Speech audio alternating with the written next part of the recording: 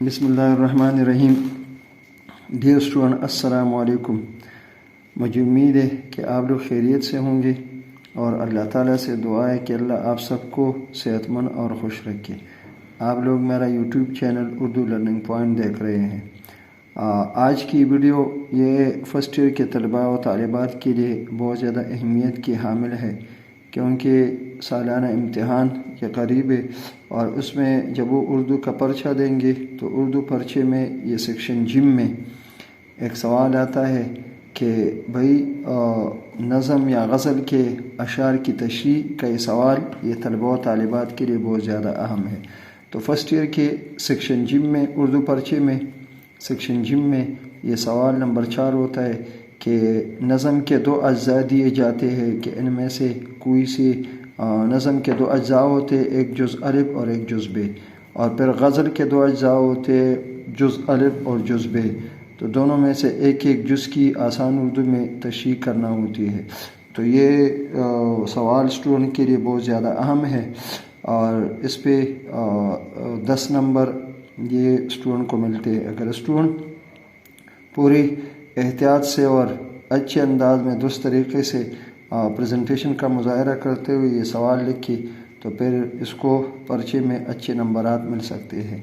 तो आइए वीडियो की तरफ बढ़ते हैं। ये स्क्रीन पर आपको जो पेपर नज़र आ रहा है इस पर मैंने ये सवाल आप लोगों के लिए हल किया है और पेपर प्रेजेंटेशन का मुज़ाहरा किया है कि स्टूडेंट भी इस तरह ये अंदाज़ इख्तियार कर ले, सीखे और वो अपने पेपर को इसी अंदाज में लिख दे।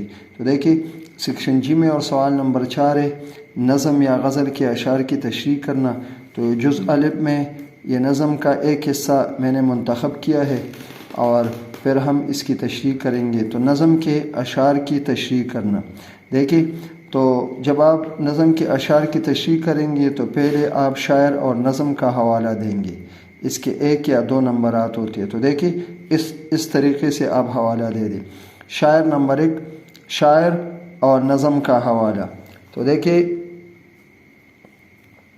शायर और नज़म का हवाला ये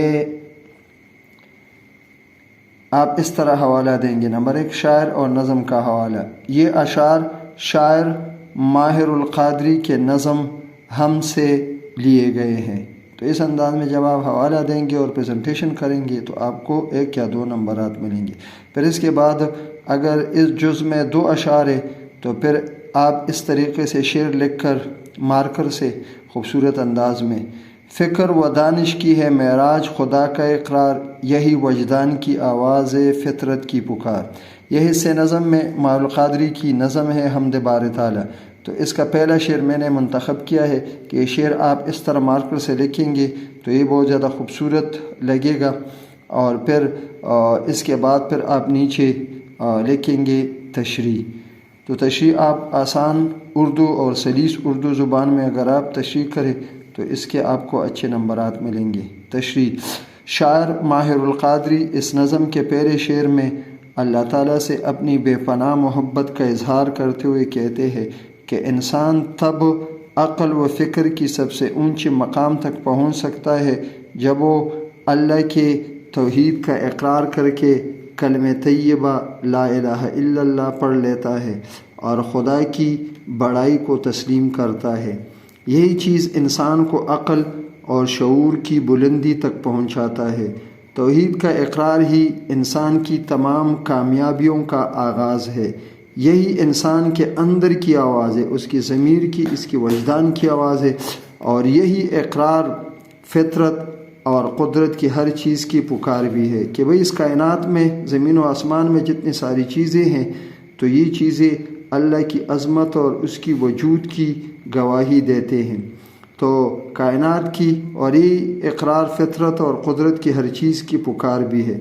मतलब ये है कि दुनिया की हर जानदार व बेजान चीज़ अल्लाह ताला के होने की गवाही दे रही है और ये पूरी कायनात उसके कब्ज़े कुदरत में है। इस शेर की तशरीह के बाद आप हवाले का शेर भी लिख सकते हैं जिससे आपका सवाल खूबसूरत बनता है, इसकी प्रेजेंटेशन होती है और फिर आपको मुम्तहिन शक्र की तरफ से इसके अच्छे नंबरात मिलते हैं। तो हवाले का शेर भी आप लिख सकते हैं گواہی دے رہی ہے اس کی یکتائی پہ ذات اس کی، گواہی دے رہی ہے اس کی یکتائی پہ ذات اس کی، دوئی کے نقش سب جھوٹے ہیں سچا ایک نام اس کا۔ تو جب آپ یہ اس سوال کی آپ تشریح کریں گے تو آخر میں یہ حوالے کا شعر لکھ کر آپ اس طرح مارجن لائن کھینچ سکتے ہیں، اور مارجن لائن کھینچ کے آپ کا سوال یعنی اس کا جواب مکمل ہو سکتا ہے۔ تو یہ سوال نمبر 4 میں جز الف نظم کے اشعار کی تشریح آپ اسی طریقے سے سیکھ کر آپ کریں گے تو یہ آپ کی کامیابی کی اس طرح دلیل ہوگی۔ اس کے بعد ڈیئر اسٹوڈنٹ پھر سوال نمبر 4 میں یہ غزل کے اشعار کی تشریح ہے، اس کا طریقہ بھی اسی انداز میں ہے۔ یہ سوال نمبر 4 میں 2 اجزاء ہوتے ہیں، ایک جز میں نظم کے اشعار دیے جاتے ہیں اور دوسری جز میں یہ پھر غزل کے 2 اجزاء کے اشعار دیے جاتے ہیں، اور اس میں آپشن ہوتا ہے کہ بھئی نظم کے 2 اجزاء میں سے ایک جز کی تشریح کرے، اور پھر غزل میں 2 اجزاء میں سے ایک جز کی آپ شاعر کے حوالے سے تشریح کرے۔ تو دیکھیں یہ غزل کے اشعار کی تشریح آپ اس طرح کریں گے، اس میں آپ صرف شاعر کا حوالہ دیں گے، اور غزل جو ہے یہ نظم کی قسم ہے اور ہر شاعر کی غزل کو غزل کہتے ہیں، تو آپ شاعر کا حوالہ اس طرح دیں گے۔ میں نے میر تقی میر صاحب کی پہلی حصے غزل میں اس کے پہلی جو غزل ہے اس کا پہلا شعر میں نے اس کے لیے منتخب کیا ہے، تو شاعر کا حوالہ یہ اشعار شاعر میر تقی میر کے غزل سے لیے گئے ہیں، تو آپ شعر اس طرح لکھ سکتے ہیں: فقیرانہ آئے صدا کر چلے، فقیرانہ آئے صدا کر چلے، میاں خوش رہو ہم دعا کر چلے۔ یہ شعر ہے۔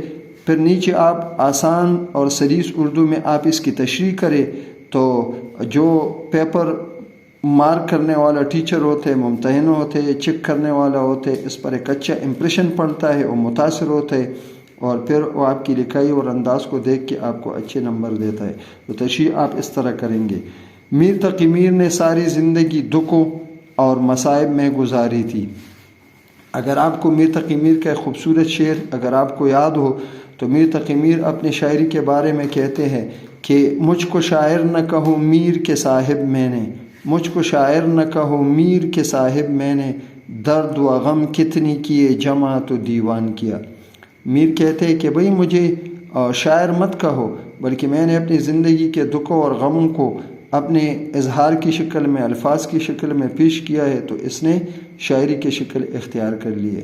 تو اس غزل کے پہلے شعر میں میر تقی میر صاحب کہتے ہیں: میر تقی میر نے ساری زندگی دکھوں اور مصائب میں گزاری تھی، اور ہر قدم پر انہیں مایوسی اور ناکامیوں کا سامنا کرنا پڑا تھا، اس لیے آپ کی نظر میں دنیاوی زندگی کی کوئی حقیقت نہیں تھی۔ دنیا کی اس عارضی زندگی کا ذکر کرتے ہوئے اس غزل کے پہلے شعر میں شاعر میر تقی میر کہتے ہیں کہ انسان تھوڑے سے وقت کے لیے اس دنیا میں آتا ہے، اور اس تھوڑے سے وقت اور زندگی میں دوسروں کو خوش رکھنا اور ان کے ساتھ اچھا سلوک کرنا ہی انسان کے لیے بہتر ہے۔ شاعر واضح کرتے ہیں کہ ہم بھی فقیروں کی طرح، غریبوں کی طرح اس دنیا میں تھوڑی سی مدت، تھوڑی سی عرصے کے لیے مختصر سی زندگی گزارنے کے لیے آئے، صدا لگائی یعنی زندگی گزاری، اپنے حصے کا رزق کھایا، جو کچھ ہمارے قسمت میں تھا وہ ہم نے استعمال کیا، اور اپنی حصے زندگی اور اپنی زندگی کا حصہ گزار کر دوسروں کو خوش رہنے کی دعا دے کر اس دنیا سے چلے گئے۔ اس شاعر کہتے ہیں کہ بھئی واضح کرتے ہیں کہ اس دنیا کی رنگینی، ہنگاموں اور چہل پہل سے یہ ہمارا کوئی کام نہیں، یعنی اس دنیا کی رنگینی اور ہنگاموں سے دل لگانا یہ عقل مند انسان کا کام نہیں ہے، بلکہ یہ بعض شعراء کہتے ہیں کہ دنیا ایک سرائے ہے، اور ایک دروازے سے انسان داخل ہوتا ہے یعنی دنیا میں آتا ہے، اور دوسری دروازے سے وہ چلا جاتا ہے یعنی اس کو موت آتی ہے، اور پھر وہ آخرت کی طرف جاتا ہے۔ تو یہ غزل کے اس حصے کی اگر آپ اسی انداز میں تشریح کریں گے، پھر آخر میں آپ مارجن لائن کھینچیں گے اور آپ اپنی پیپر پریزنٹیشن کا خیال رکھیں گے تو انشاءاللہ آپ کو اس کے اچھے نمبرات ملیں گے۔ مجھے امید ہے کہ آج کی ویڈیو آپ لوگوں کو پسند آئے گی۔ اب اس کو غور سے توجہ سے آخر تک دیکھیں گے تو آپ کے لیے سوال بہت زیادہ آسان ہوگا۔ وہ طلباء و طالبات جو میرے اس چینل پر نئے ہیں تو ان سے گزارش ہے کہ وہ میرے اس چینل کو سبسکرائب کریں اور اس ویڈیو کو اپنے دوستوں اور ساتھیوں میں سے زیادہ شیئر اور لائک کریں۔ آپ کا بہت شکریہ۔ انشاءاللہ اگلی ویڈیو میں آپ لوگوں سے پھر ملاقات ہوگی۔ اجازت دے، اللہ حافظ۔